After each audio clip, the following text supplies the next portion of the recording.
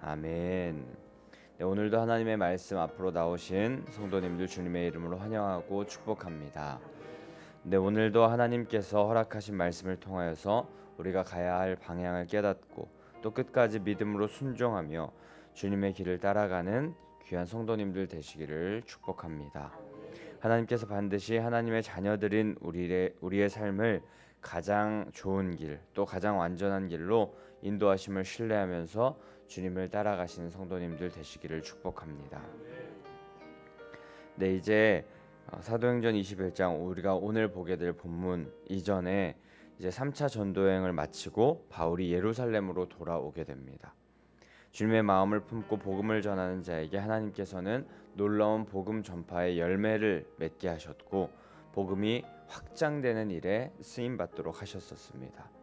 이렇게 놀랍도록 쓰임 받고 귀한 일을 감당했던 바울이었는데요.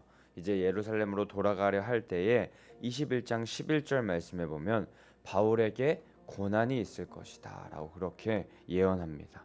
유대인들에게 결박을 당하고 또 이방인들의 손에 넘겨줌을 당할 것이다 라는 예언을 아가보라는 선지자를 통하여서 바울에게 들려지게 됩니다. 하지만 바울은 그런 말에 흔들리지 않습니다. 그리고 예루살렘으로 향합니다. 복음을 전하는 데 있어서 찾아오는 고난을 두려워하지 않고 고난까지도 선하게 사용하실 하나님의 큰 계획을 신뢰하였던 바울이었던 것입니다. 네, 자신의 생명조차 아까워하지 않고 예수 그리스도의 십자가와 부활을 전하는 것에 모든 것을 바쳤던 바울의 모습을 보게 됩니다. 그렇게 바울은 예루살렘에 도착하는데요. 예루살렘에 있는 사람들은 바울을 통해 일하셨던 그 하나님의 복음의 역사를 듣고 놀라워하면서 하나님께 영광을 돌립니다. 그러나 그에 이어서 21장 21절 말씀에 보면 이방인 중심으로 선교를 하면서 예루살렘 공의회에서 유대의 전통을 지키는 것이 구원의 이유가 아니라 주 예수 그리스도를 믿고 그분의 은혜로 구원을 받는 것이다라고 그렇게 결의했었던 바가 있었었는데 그때 그 말을 모세의 율법 또 유대 그 전통을 따르는 그런 사람들의 유대인들이 이런 바울의 결의했었던 내용들 또 이런 바울의 처사를 알고 분노하는 그런 상황이 발생합니다.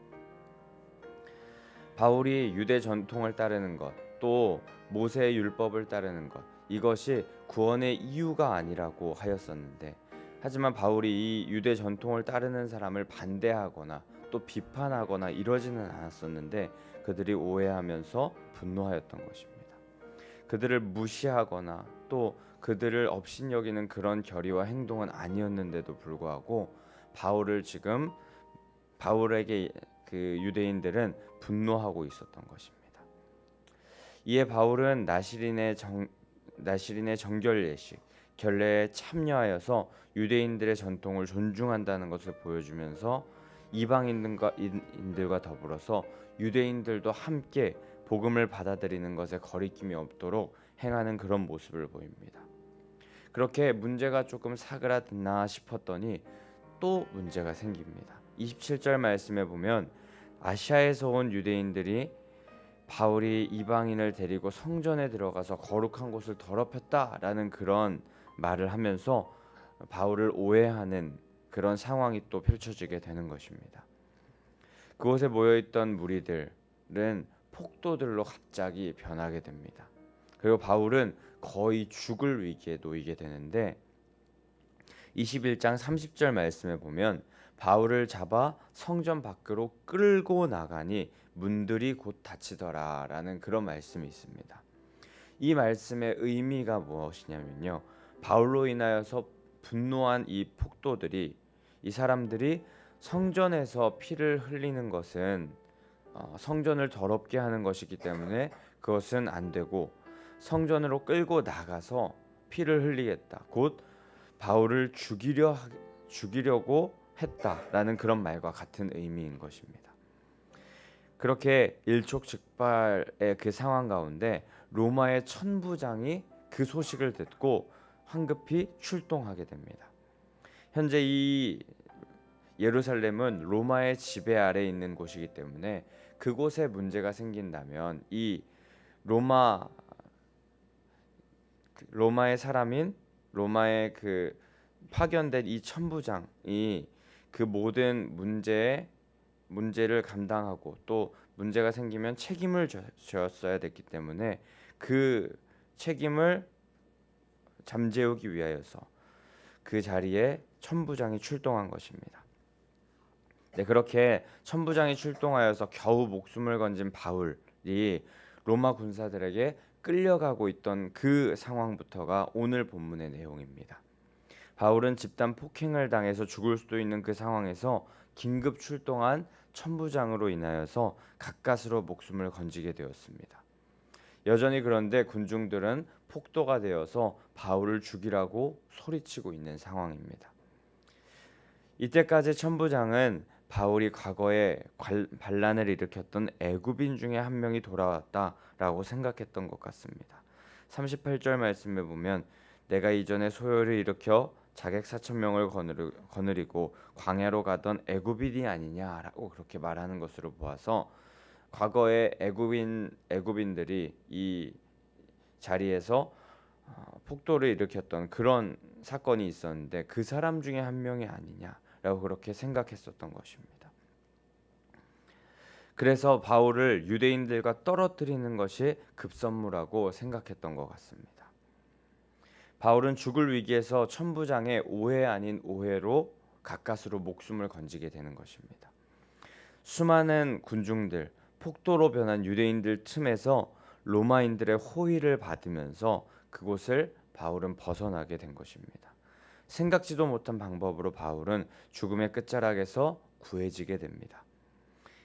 이를 오늘 우리 주만나 큐티 오른쪽 묵상글 쪽에 보면은 이렇게 표현하고 있는데요. 하나님은 천부장의 오해를 통해 바울을 폭도에게서 벗어나게 하셨습니다. 하나님은 사람의 실수와 오해조차도 사용하시는 것입니다. 하나님의 일에는 우연이 없습니다. 아멘. 그렇습니다. 바울이 천부장을 통해 목숨을 건진 사건, 이 글을 보게 되면은 이 글을 보면서 제가 생각났었던 사건이 있는데요. 그런 어떤 말이 있는데요. 제가 신학교에 다닐 때 한 교수님이 수업 시간에 하셨던 말씀입니다. 이런 말씀을 하셨는데요. 예배에 실수, 실패는 없다. 이렇게 말씀하셨습니다. 근데 이렇게 말씀하시는 이유가 우리가 가끔 예배를 드릴 때 예배 시간에 찬양팀이 뭔가 그 음악적으로 틀려가지고 당황하는 그런 실수를 하는 그런 순간도 있고요. 또 대표 기도자가 대표 기도문을 준비하지 못하는 그런 상황이 있을 수도 있고요. 또 정확한 타이밍에 순서자들이 준비하지 못하는 그런 상황이 펼쳐질 때가 있습니다. 그렇게 예배를 드리면서 소위 NG 났다라고 하는 그런 상황이 있을 때가 있습니다. 하지만 예배 안에서는 하나님께서 그 실수와 실패조차 선으로 바꾸시고 은혜로 변화시킨다라는 그런 말씀이셨습니다. 그렇습니다. 하나님은 우리의 실수를 통하여서도 역사하시는 분이신 줄 믿습니다. 우리에게 실패라고 생각되는 실수라고 생각되는 그 지점이라 할지라도 하나님께서는 약하고 부족한 우리를 통하여서 반전의 역사를 이루어 가시는 분이십니다. 우리의 예배도 또 우리의 삶도 우리의 인생도 하나님께서는 가장 아름답게 빚어 가실 것임을 우리는 기억하면서 우리를 바라볼 때는 실수와 실패 투성인데 연약함과 또 부족함 투성이인데 그런 것에 집중하지 마시고 완전하시고 가장 선하신 하나님께 우리의 시선을 올려드리는 하나님께 시선을 집중하는 성도님들 되시기를 축복합니다. 아멘. 자, 그렇게 바울은 목숨을 건지고 바울을 데리고 천부장과 로마 군인들은 37절 말씀에 보면 영내로 이동하게 되는데요. 로마 군인들의 지역 혹은 로마 군인들이 있던 건물로 들어가려고 할 때 바울이 천부장에게 말을 건네게 됩니다. 내가 당신에게 말할 수 있느냐? 라고 그렇게 37절에 말합니다. 근데 이때 이 내가 당신에게 말할 수 있느냐라는 이렇게 바울은 헬라 말로 내가 당신에게 말할 수 있느냐라고 말하는데, 이때 바울이 말한 이 표현은 아주 정중한 표현이었다 하고요. 평정심을 잃지 않고 급박스러운 상황 가운데 분위기를 반전시킬 수 있는 질문이었다고 합니다.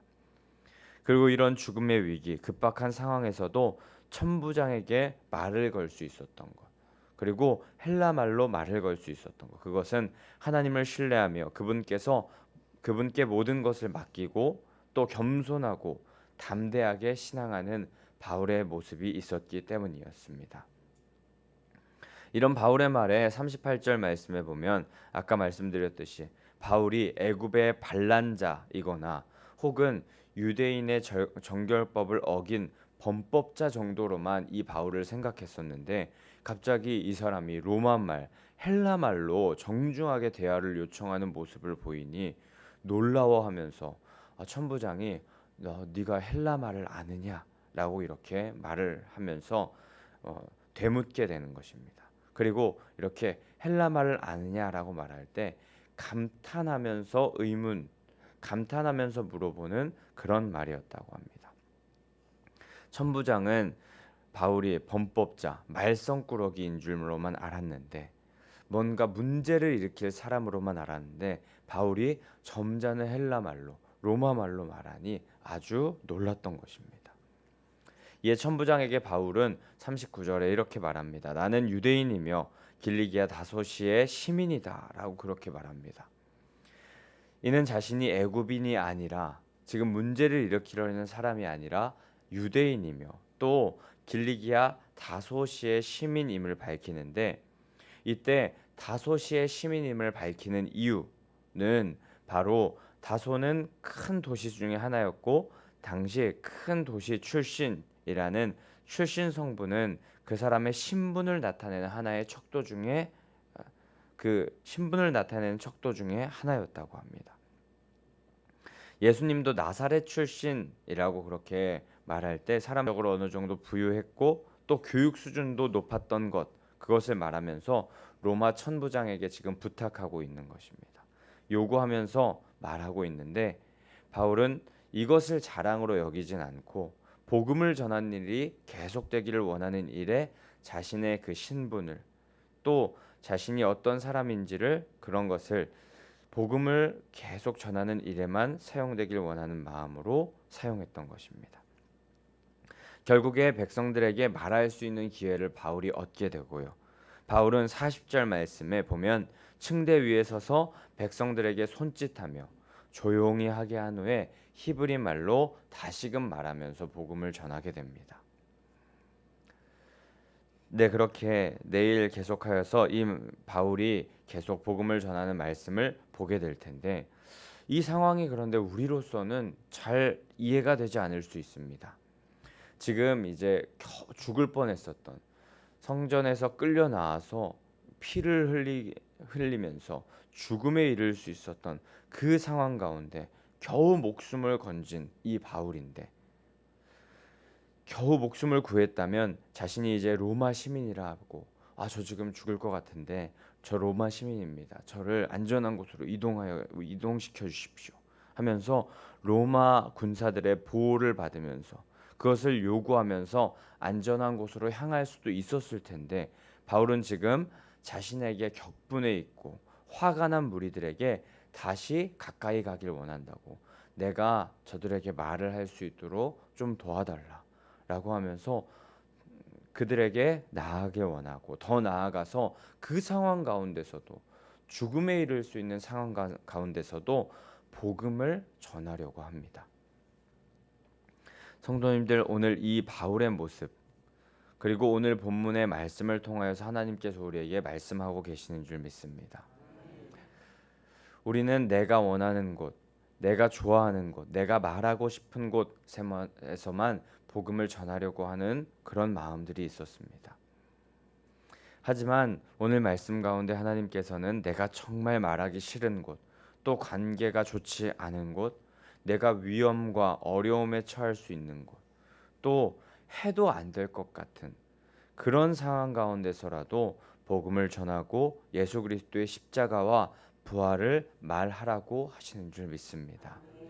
하지만 이 일은 지금 딱 들었을 때 드는 마음처럼 정말 쉽지 않은 일입니다. 바울의 목숨, 그것이 어려움, 목숨을 위협하는 그런 상황 가운데 있었고, 자신이 계속 어려운 상황 가운데 있음에도 바울은 자신에게 은혜를 베푸신 하나님, 자신을 살린 그 복음을 말하기를 주저하지 않았었습니다.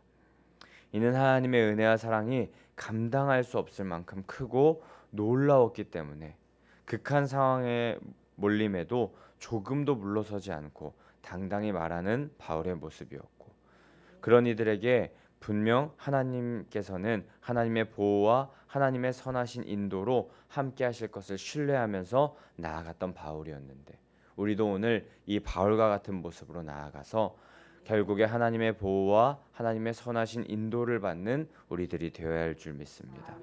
우리도 1020 초청 집회를 이제 준비하고 있는데요.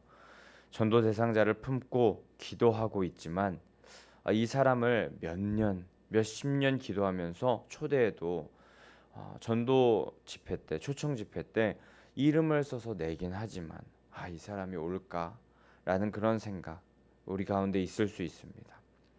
초대를 했지만 오지 않을 거라는 생각을 당연히 갖고 계신 우리의 마음이 있을 수 있습니다. 그런 분들 계시다면 그래도 복음을 전하고 말하는 우리 모든 성도님들 되시기를 축복합니다. 우리에게 주신 사랑과 은혜를 간증하며 교회로 예수 그리스도의 말씀으로 하나님의 말씀으로 초청하여야 할 줄 믿습니다. 세상 모든 민족이 구원을 얻기를 원하시는 그 하나님의 마음을 우리 함께 품으면서 전하고 기도하며 나아간다면 하나님께서 그 하나님의 때에 열매 맺게 하실 줄 믿습니다. 오늘 우리는 연약하고 부족한 그런 모습들이 많아서 실수하고 실패할 수 있습니다. 하지만 하나님께서 그 실패와 실수를 반전시키셔서 놀라운 일들을 행하여 주신다고 말씀하십니다. 또한 우리에게 도전도 주시고 있는데요. 우리의 상식으로는 불가능하고 안 될 것 같은 사람들에게 복음을 전하고 예수님의 사랑을 말하라고 오늘 말씀하고 계십니다. 오늘 여기 모인 모든 성도님들 각자에게 주시는 말씀이 있으실 텐데 그 말씀 붙들고 기도하며 그 말씀대로 살아가려고 하신다면 하나님께서는 반드시 부활의 능력으로 그 모든 일들 가능케 하여 주실 줄 믿습니다. 성령께서 동행하여 주셔서 선하게 하나님의 길로 인도하여 주실 것입니다. 반드시 열매 또한 풍성히 맺게 하실 것입니다. 오늘 주님께서 주시는 마음 가지고 살아가시고 기도하셔서 즐겁고 평안한 삶을 우리 모두 살아가는 귀한 성도님들 되시기를 간절히 소망하고 축복합니다. 아멘.